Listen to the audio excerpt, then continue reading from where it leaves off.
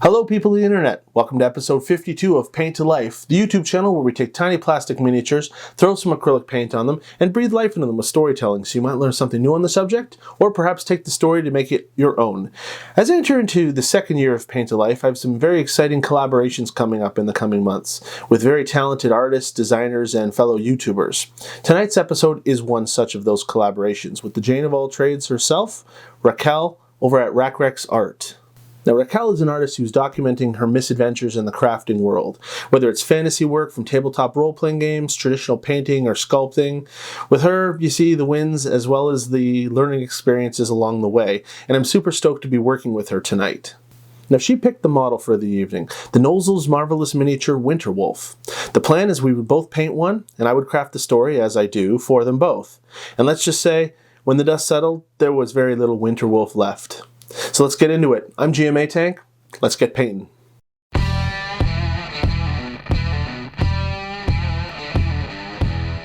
Alright, welcome. If you missed episode 51, Ravenous the Goristro, you can check it out the link here or down in the description. And if you're new here to Paint to Life and you didn't see it for sure, I definitely suggest checking it out. It's not much cooler than watching a female minotaur ride a demon out of the abyss to wreak havoc on those who wronged her. Am I right? Also, for new people, you should know that the video that runs up here of me painting the model, if you want to paint the same model and follow along or hear my commentary of why I did those, we release those videos on Tuesday. Now let's kick this episode off by channeling our inner astrophysicists.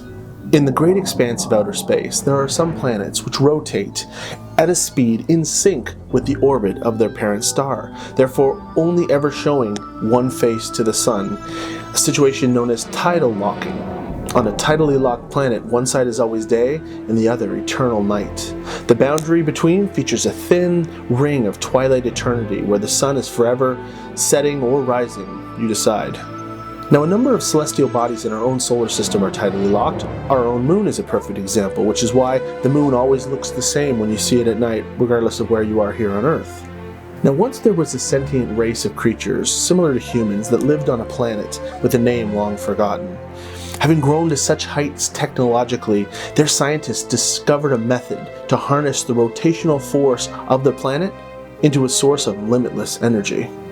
However, this brazen act of hubris made the planet's axis unstable, and it began to slow until it became tidally locked with its distant sun. 100,000 years would pass, and all life on the planet either died or was forced to evolve into two juxtaposed ecosystems.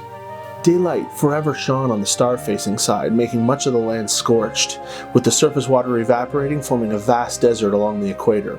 The poles were less harsh, with thickets and vegetation where moisture accumulated and condensed in the atmosphere. Strange plant life evolved, with tough, leather-like leaves to photosynthesize yet prevent water loss, and roots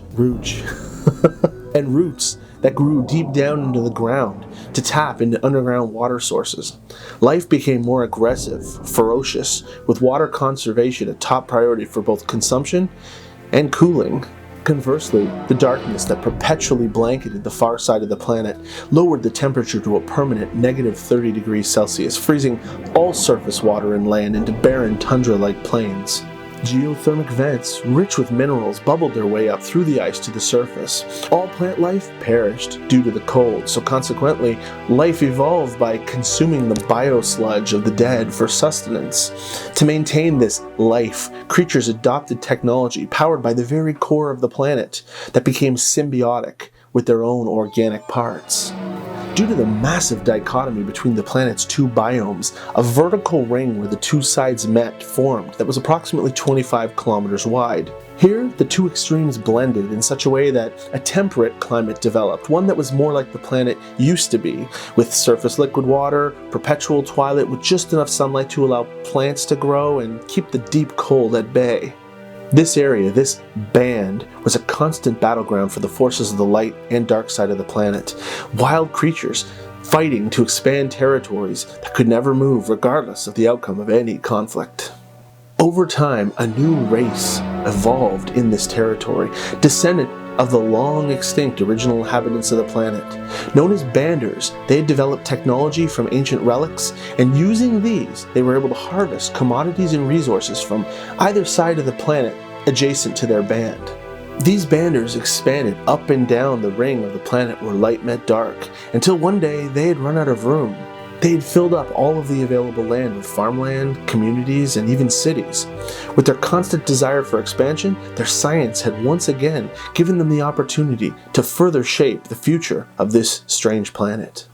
Now, about 10 years ago, all banders put aside their territorial squabbling and political posturing so that their entire civilization could begin working on Project Revolution, a massive academic undertaking to restart the planet's rotation and thus, over time, restore their planet's habitability again. Today, a team of 4 scientists are heading up to some mountain ruins in which a radio relay center was installed years ago.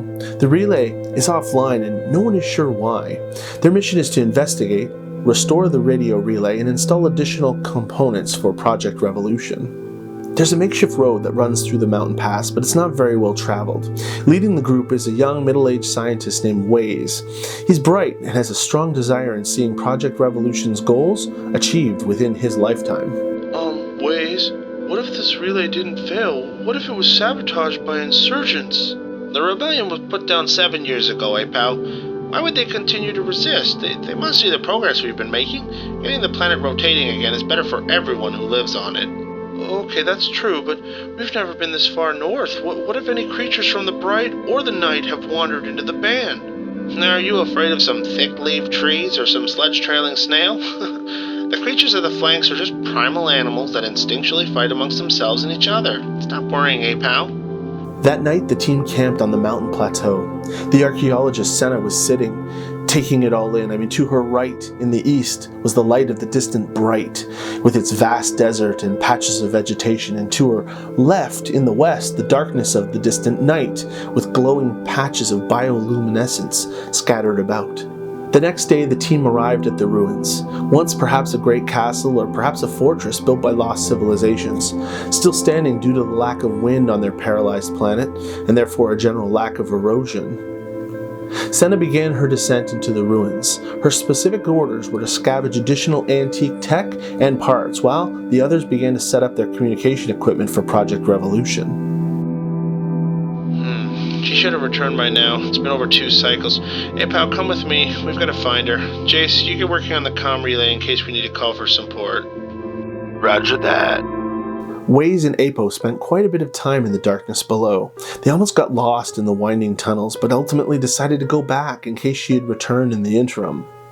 Once they finished their ascent, they saw the blinking light of the radio beacon, but beside it, slouched over in a pool of blood, impaled all over his body by what appeared to be cactus-like needles, is the mangled body of Jace. By the band, what happened to him?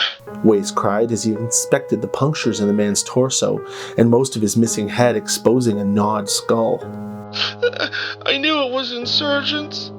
No, what happened here was not the work of a terrorist force, pal. Look at these wounds. There was a vicious growling, and a massive creature with deep green fur covered in cactus-like spines and large thorn appendages bursting from its back skulked into the entrance of the ruins. It had the silhouette of a wolf, but 2 chitinous arms emerging from its shoulders, massive horn above its head, and a vile green substance dripping from its mouth. Its howl sprayed this poison and sent chills through the men's cores. Run! Quickly, they ran back down the stone stairs. Nearing the bottom, Apo leapt from the ledge and free fell the final 10 feet. He got up and ran further ahead of his colleague. He ran right into a room that had an old wooden door, whirled, slammed it closed, despite the frantic pursuit of Waze. Open the door, pal! Open the door now! The creature was almost upon him, its large claws clicking at the stone floor beneath it. Waze couldn't wait. He broke into a run again, cursing the cowardly Apo under his breath. Winded, he ran, as his endurance was truly tested. What was that thing, he thought? No one had ever encountered such a creature before in all of the history books. Finally, he skulked into a room that had no other exits, crouched in the corner and awaited his fate. The monstrosity ran right past, its many needles sliding along the walls, like 100 miniature nails dragging across chalkboards, the smell of its caustic breath trailing behind it. It was then that Waze finally had a moment to process what else was in the room with him. There, split into 2 pieces, drained of all fluids, with some holes reminiscent of bullet holes, was the twisted body of Senna. He panicked and ran back upstairs. He had to call this in and radio for help. As he hurriedly backtracked, he saw signs of a broken down wooden door, and betraying his common sense, he looked in as he passed. There was another creature of similar size as the first, but this one was different. Also a wolf-like appearance, but large pieces of metal, humming technology burst from its flesh. Unknown liquid pumped through tubes, moving in and out of its body. The creature had its snout completely buried in Apo's twitching torso, and was consuming him from the inside, alive. It turned and looked at Waze, one eye small, slightly green and completely useless, while the other had a cybernetic enhancement that hummed and buzzed as it focused the aperture on him, and then the creature growled before it went back to its prey. Stumbling to the surface, back into the twilight of the band, Waze grabbed the radio transmitter from beside the corpse of Jace, and before he could let loose a transmission, he heard something chilling that sounded almost like language. Waze dropped the radio and looked in stunned silence at the gaunt female humanoid stepping into the ruins of the pagoda from the west. Did you really think we would just sit by and watch you destroy the planet again? She was a terror to behold, with cybernetic parts whirling and whizzing, a chrome band of metal around her forehead holding the top of her skull together with patches of hair and tubes venturing in and out, and a black cloak shimmering like a nebulous starfield. Trotting up from behind Waze ran the large black-furred creature that had been devouring Apo, ultimately sitting calmly beside the Animancer's small frame.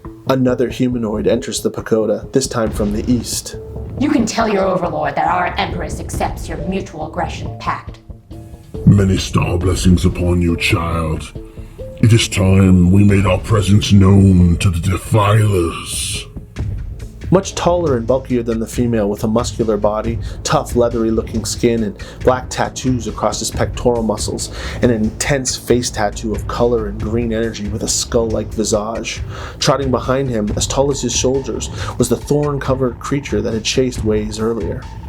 Tell your great overlord He gently takes the radio transponder from her, presses the transmission button, and speaks. that we are ready to engage in said aggression. The two emissaries then watch as both of their creatures tear apart and devour the helpless band of Waze, the first official casualty of the upcoming war for the fate of Terrestria.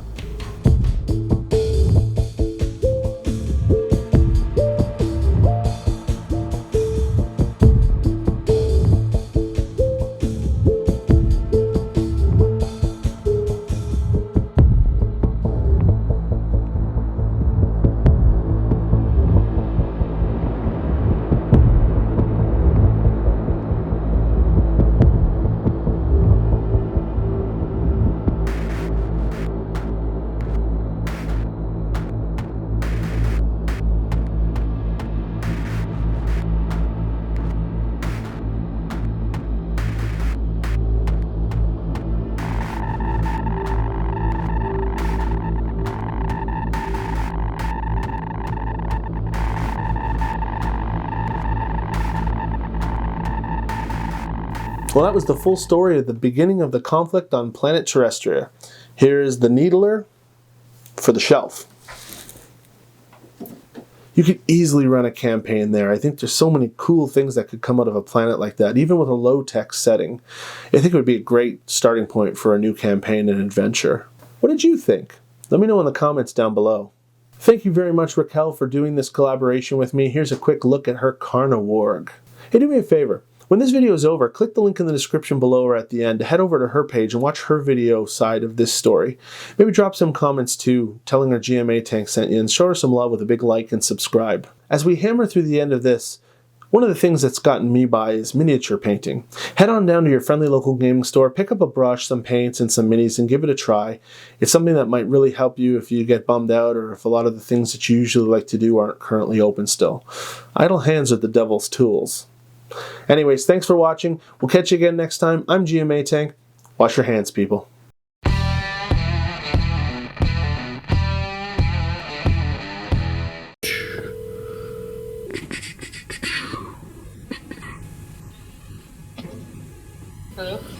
Hey, Claire wants to have a picnic tonight. What are we gonna do for dinner?